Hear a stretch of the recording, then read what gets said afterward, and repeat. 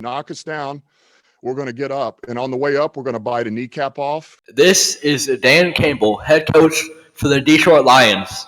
On January 21st, 2021, he had his very first press conference as the newly acquired coach for this Detroit team.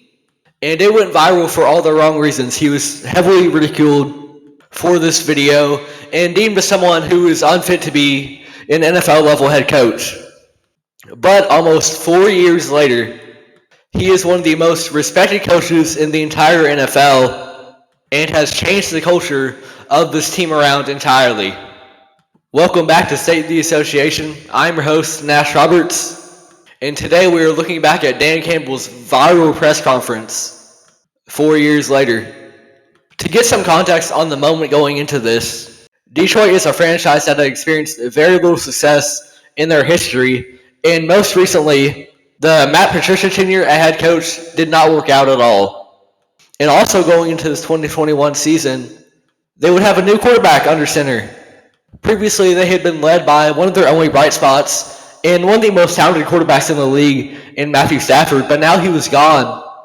And under center was going to be a quarterback who had went to the Super Bowl with the Los Angeles Rams, but was really seen as more of a game manager and a guy with not much of a high ceiling. He's not going to take your offense to the next level in Jared Goff. So this team that historically is already pretty bad is looking to go into yet another rebuild. And NFL coaches have a very short leash. Ownership groups expect to see success pretty much immediately.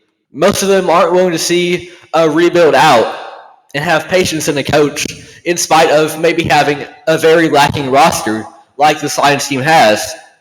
So this press conference was not a good look for multiple reasons. Of course, there was the idea that Dan Campbell just didn't look like a very professional coach. But there's also the matter that his season kind of looked doomed going into it because this is very much a rebuilding team. But so often coaches can be judged on what they do in their first year. So the expectations are not too high for Dan Campbell going in. And in year one, under Dan Campbell, they go 3-13. Notably, though, that quarterback, Jared Goff, throws the least interceptions of his career to this point, and they've got a rookie wide receiver, Amon-Ra St. Brown, who has 90 receptions his rookie year. But ultimately, that kind of building on your core on the offensive end, that doesn't lead to much success in year one, as they only get 3 wins. But Detroit, they decide to be patient and stick with Dan Campbell. The locker room seems to like him. And it's not like this year was a lot worse than some past Detroit years, you know. This is a franchise that, more often than not, is going to find themselves in a losing situation. So why not see it through with Campbell and try to build towards a brighter future in the years to come? And that's what they do the following year. Also, correction on the Goff statement. He threw 8 picks in year one with Detroit, which is actually not the lowest of his career. That him in his first 2 years with the Rams. But the past couple of years, he had thrown double digits, so that's where I got the idea from. Anyways, in year 2 under Dan Campbell, they improve mightily. They get 9 wins, and that offense looks amazing. They are 5th in the league in points scored, but the one problem right now is that defense, which was near the bottom of the league. So now it seems like they've got the offense formulated, they've got that figured out. Now it's the time of putting it all together on that defensive end, because you had a winning season here. But that defense needs to improve if you're going to go anywhere.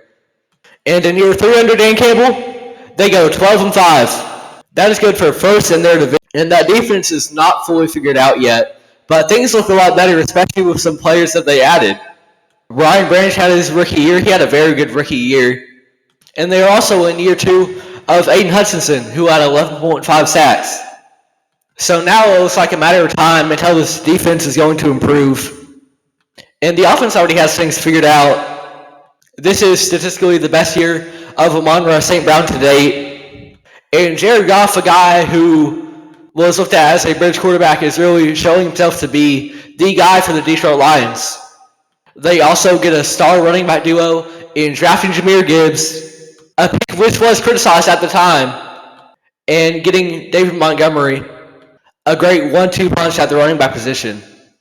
And in year 4 under Dan Campbell, they really put things all together. They go 15-2. Jahmyr Gibbs is top 10 in rushing yards. Amon-Ra statistically doesn't have as good a season as he did last year, but other guys are stepping up as well to not just be a one-dimensional offensive threat in the passing game, at least. Guys like Jameson Williams, who just hit the 1,000-yard mark, and now they are the number 1 seed in the NFC, and they're going to have a bye week in the first round of the playoffs. So that is a quick recap of what the Detroit Lions have done under Dan Campbell by continually getting better every year. And now that defense is looking good too.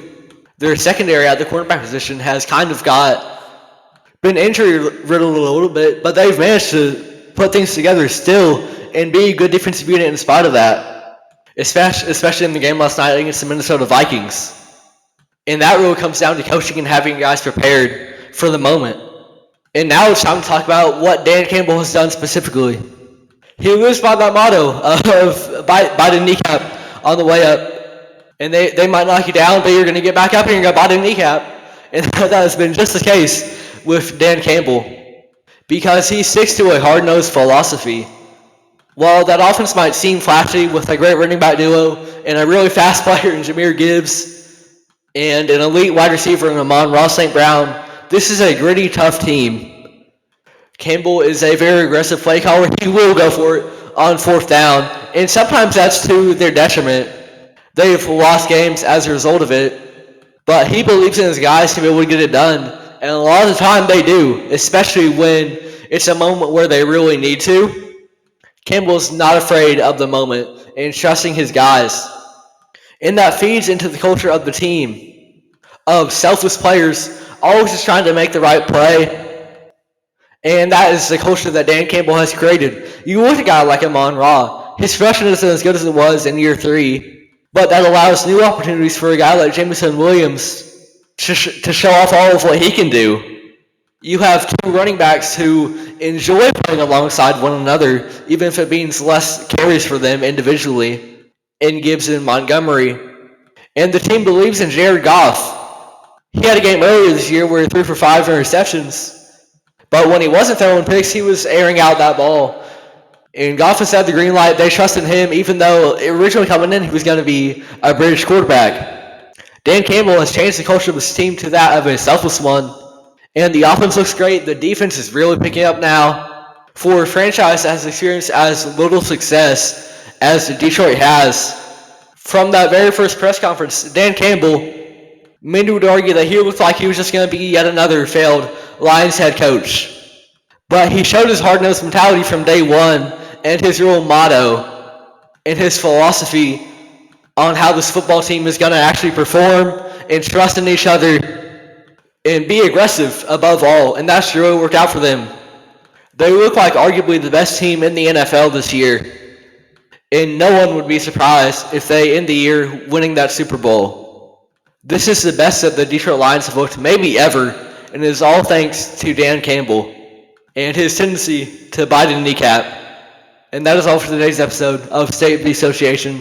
I'm your host, Nash Roberts. Thank you for listening.